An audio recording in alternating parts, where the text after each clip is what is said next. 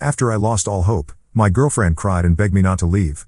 I sat at the table, watching the food grow cold, much El Remy, Zena's childhood friend. I opened Remis's also the birthday of Remy, Zena's childhood friend. I opened Remy's Instagram and saw a new post. Grateful to have you by my side every birthday. Let's keep celebrating together for years to come. The photo showed two hands making a heart shape in front of a cake. One of them was Zena's, wearing the necklace I had given her. I liked the post, then put down my phone and dumped all of Zena's favorite dishes I had prepared into the trash. I went out to a restaurant to order my own favorites and celebrate my birthday alone. From now on, I would make each of my birthdays special, for myself. Halfway through my meal, Zena called. Her voice held a hint of anxiety. Ezra, did you see Remy's Instagram post? I did. I'll be back after celebrating with him. I'll spend next year's birthday with you, okay? Don't be upset. In the past, I would have thrown a fit, but not anymore. I simply replied, okay. The next morning, around 7 a.m., I was woken up by my phone ringing. It rang 3 times before cutting off. I checked, it was Zena. She used to be too lazy to use her key, so she'd always call me to let her in, ringing 3 times before hanging up. No matter what I was doing, I would rush to open the door for her. Today, I didn't. I tossed my phone aside and went back to sleep. The spare key was under the shoe rack by the door. She knew that. I had been up until 3 a.m. packing, and my head was still fuzzy.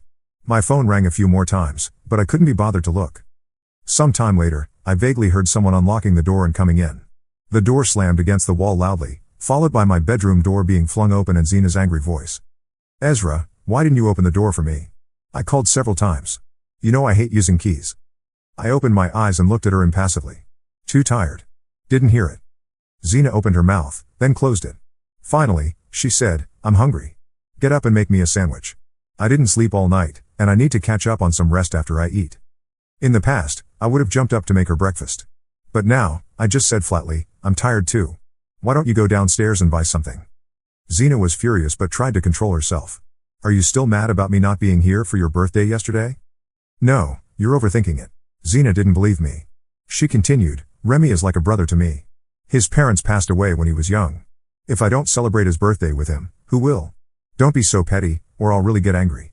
You're right. You should celebrate with him. I'm not upset. I got up to go to the bathroom. Zena grabbed my hand and reluctantly pulled out a red string bracelet from her pocket. Here, don't be mad. This is your birthday gift. See? I remembered. Looking at the cheap red string with its dangling metal charm, which seemed so carelessly chosen, and thinking of the expensive watch Remy X, I had thought Zena's recent frugality was to save up for my birthday gift. Apparently, I had been deluding myself. I shook my wrist, showing the watch my mom had sent me a few days ago. Thanks, but I already have a watch. It's not convenient to wear this. You keep it. Zena snapped, you say you're not angry, but you used to be happy with whatever I gave you. Are you getting picky now? Zena's salary wasn't high. Her birthday gifts to me were always cheap, costing a few dollars or tens of dollars at most. Sometimes she even forgot to give me anything. But I never minded. For her birthdays, I always prepared thoughtful gifts. Just a week ago, for her birthday, I had given her a gold necklace. I was tired. I didn't have the energy to argue anymore. I took the red string and put it in my pocket. Thank you. I changed my clothes and opened the door. Zena called out anxiously, where are you going? To play basketball with friends. Since getting together with Zena, all my free time belonged to her. I accompanied her everywhere, took care of her, and had no time left for myself. That wouldn't be the case anymore. I needed to live for myself now. After an exhilarating game with my friends, we sat on the benches by the court, drinking water. My friends joked, we thought you'd forgotten about us since you got a girlfriend. We were about to stop inviting you out. I apologized and promised, I'm sorry, guys. It won't happen again. Count me in for any future plans. That's more like it. Come on, let's go to the internet cafe and play some games. When I was with Zena, I couldn't fit into her Instagram world, but I had slowly distanced myself from my own friends for her sake. One revolved my life around her, prioritizing her above all else. Looking back, I realized how foolish I had been. When I got home, it was almost midnight. I opened the bedroom door to find Zena sitting on the bed. She frowned and said, Ezra, why are you back so late?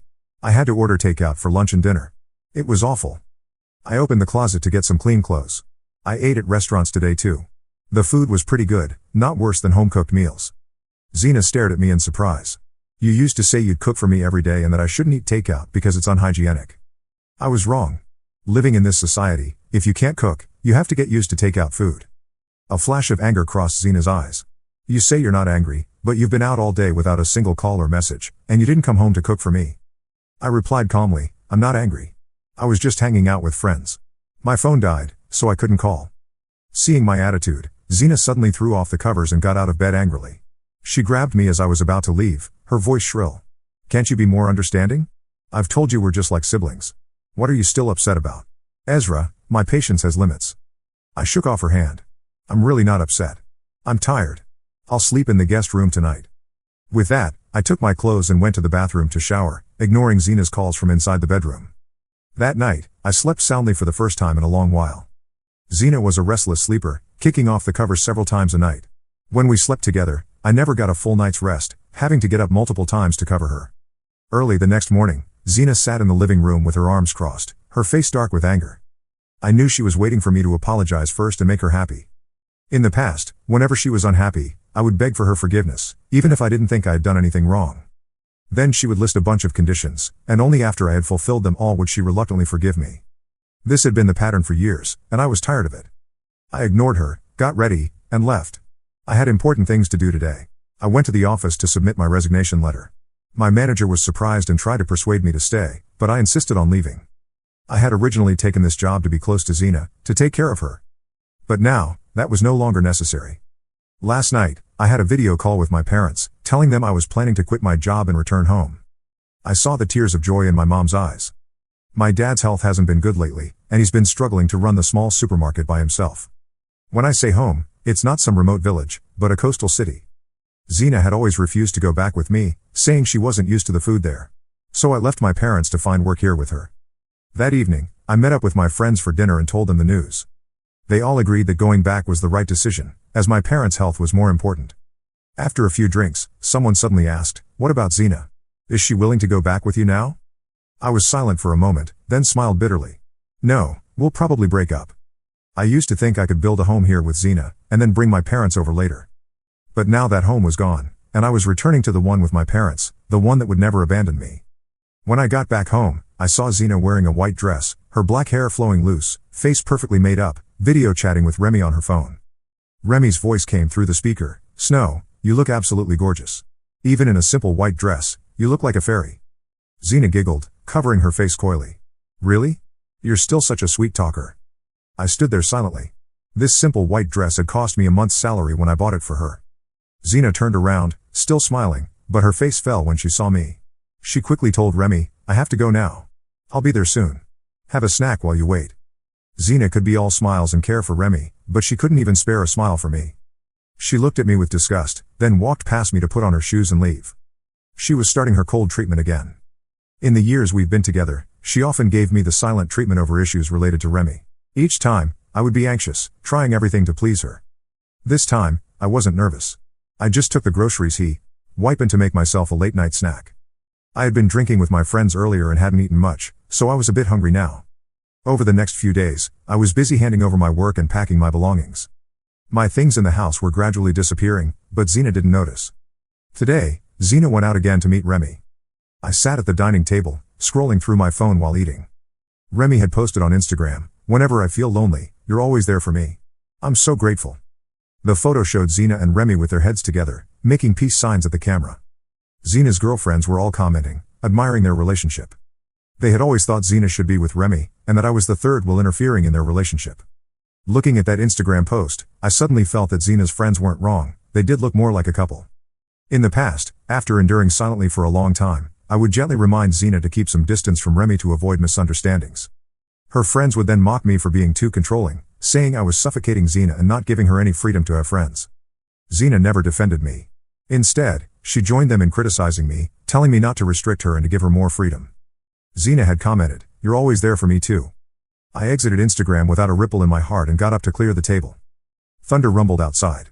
It was about to rain. I went to the balcony to bring in the laundry, and large raindrops began hitting the windows.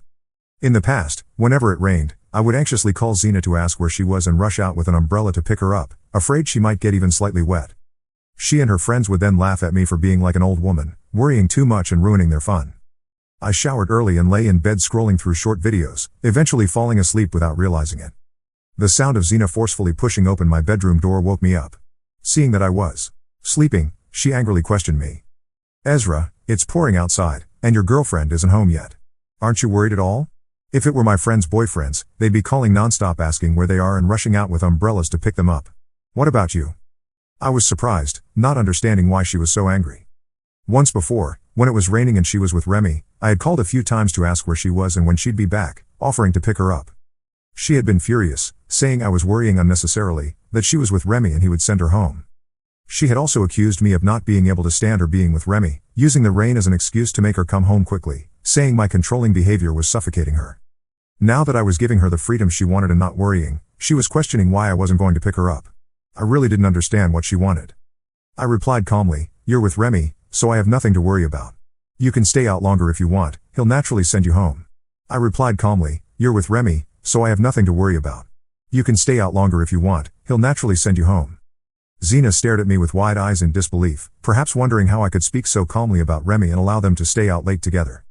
A moment later, she seemed to think of something and started explaining, "Today is the anniversary of Remy's mother's death.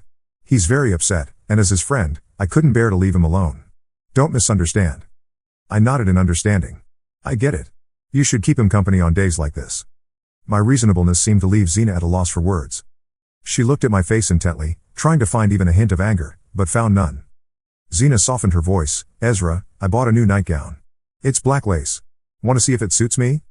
I looked at her in surprise. This was tantamount to her actively seeking reconciliation. In the past, she always maintained a high and mighty attitude, only reluctantly making up with me after I had begged countless times.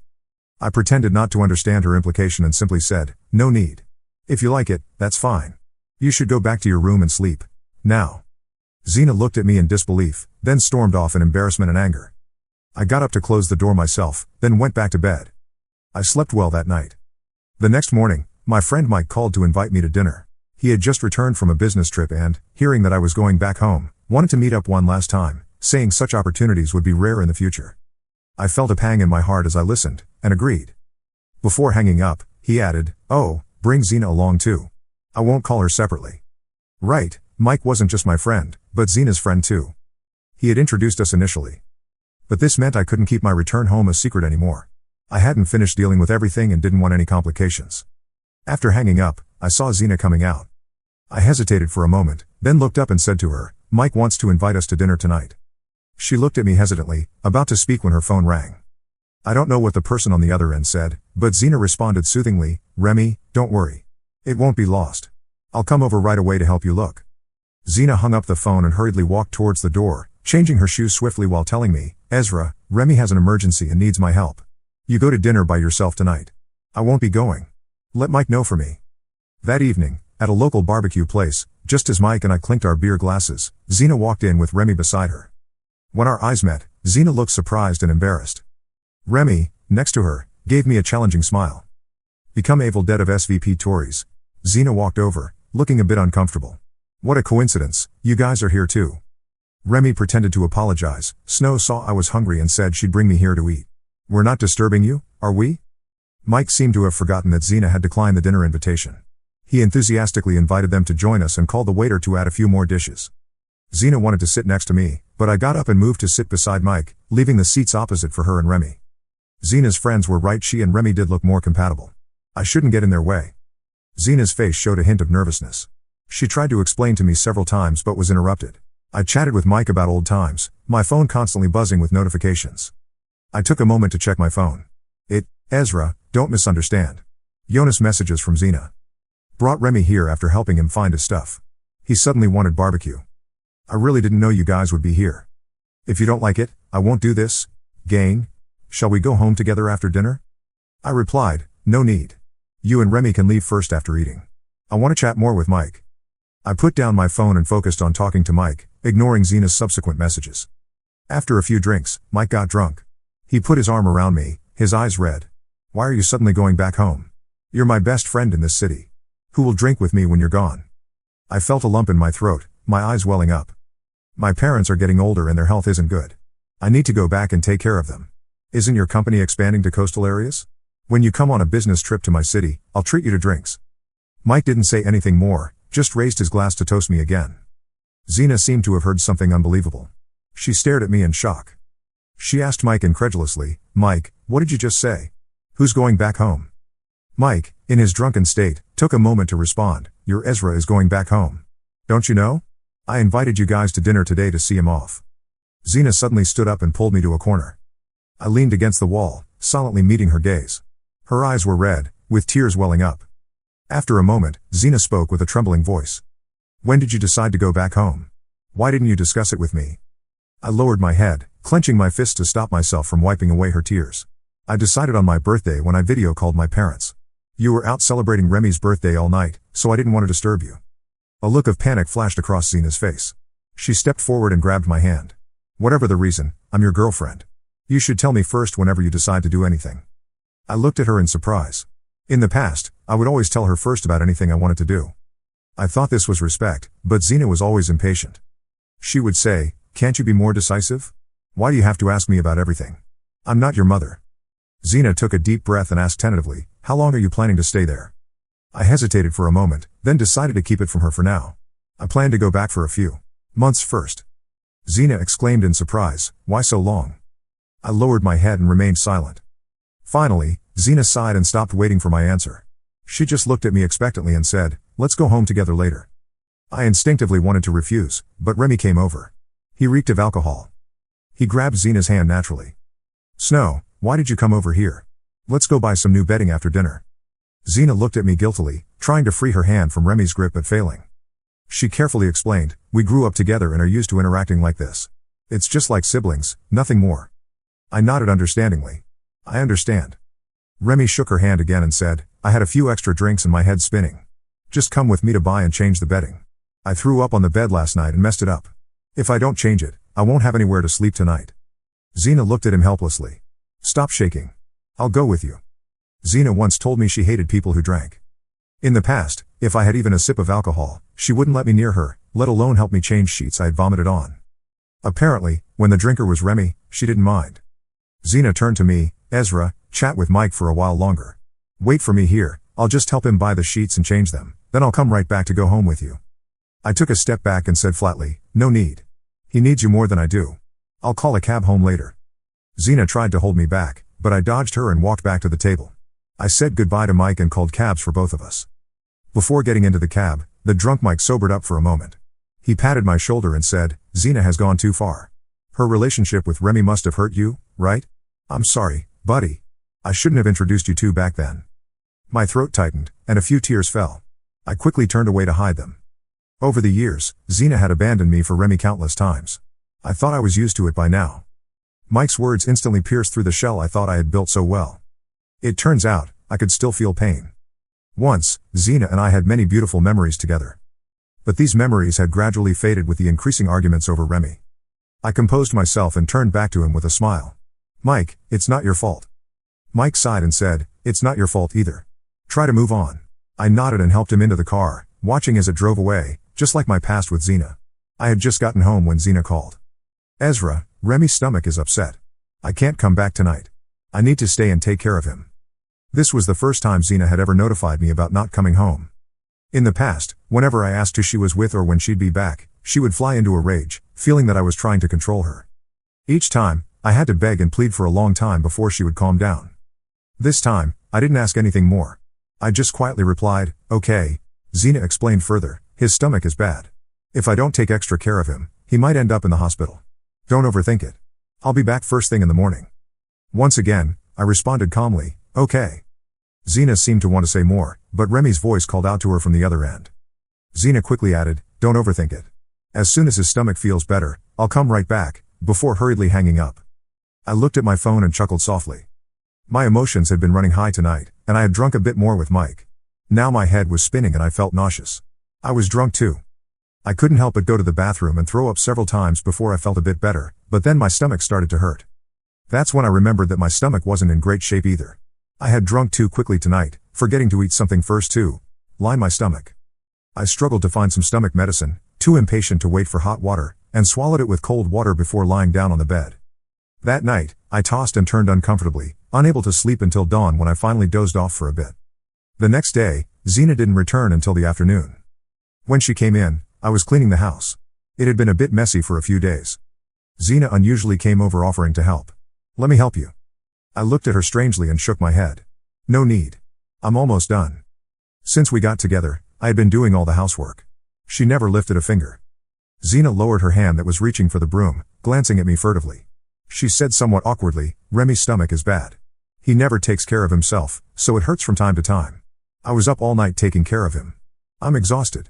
I nodded in agreement. That must have been tiring.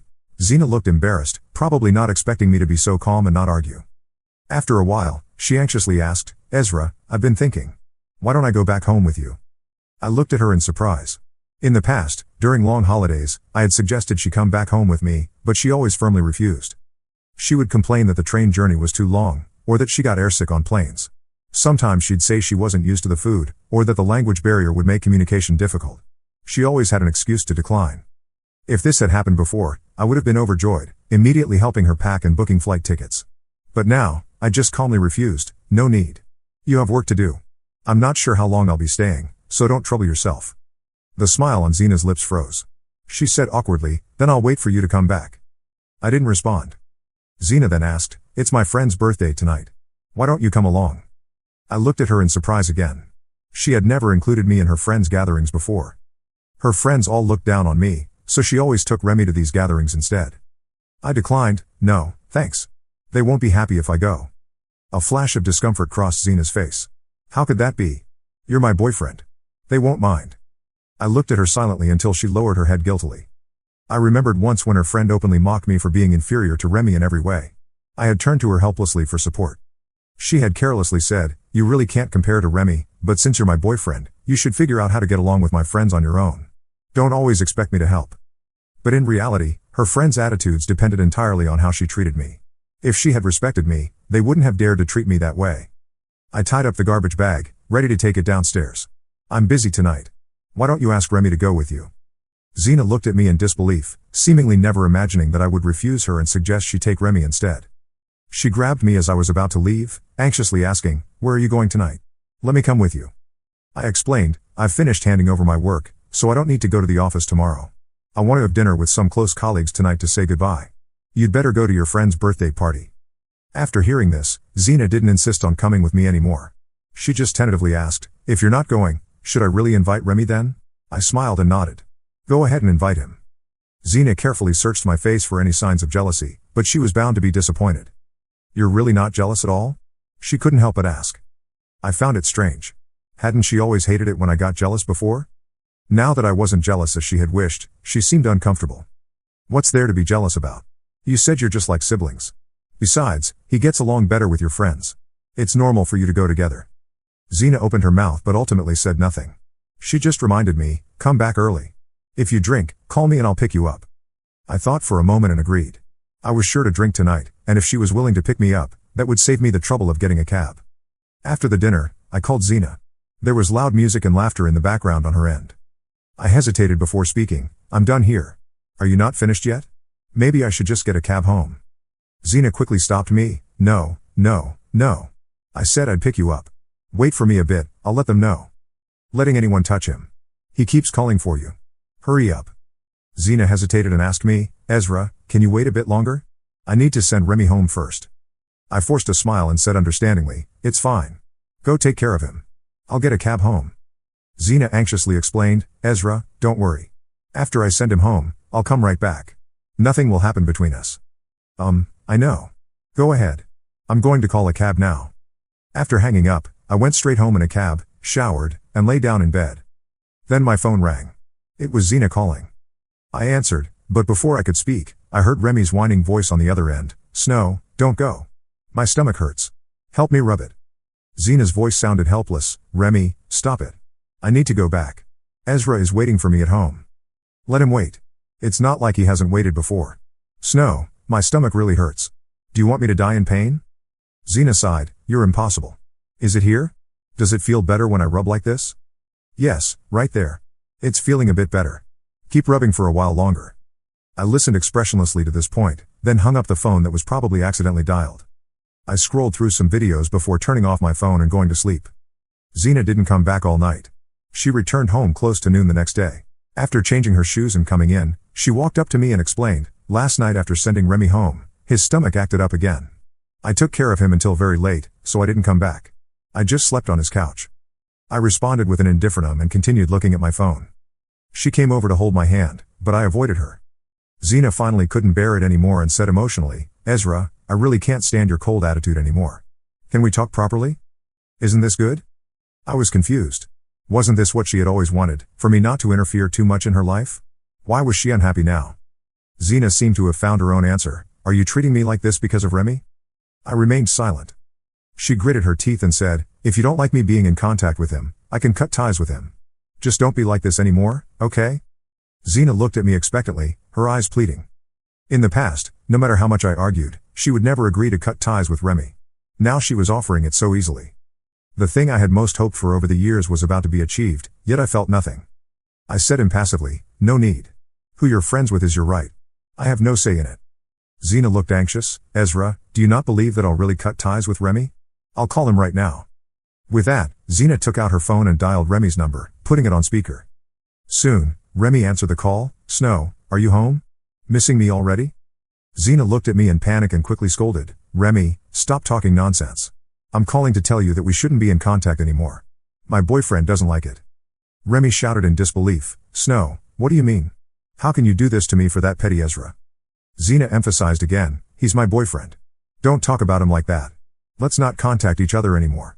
That's it." She quickly hung up the phone and didn't answer despite it ringing continuously. Zena looked at me pleadingly, "Ezra, see? I really cut ties with Remy. Don't be angry anymore. Let's be good to each other from now on, okay?" I was shocked, never expecting her to be so decisive. I had originally planned to bring up the breakup on the day I left, but now I had to do it earlier. I slowly began, "Zena, you don't need to do this. I think we should."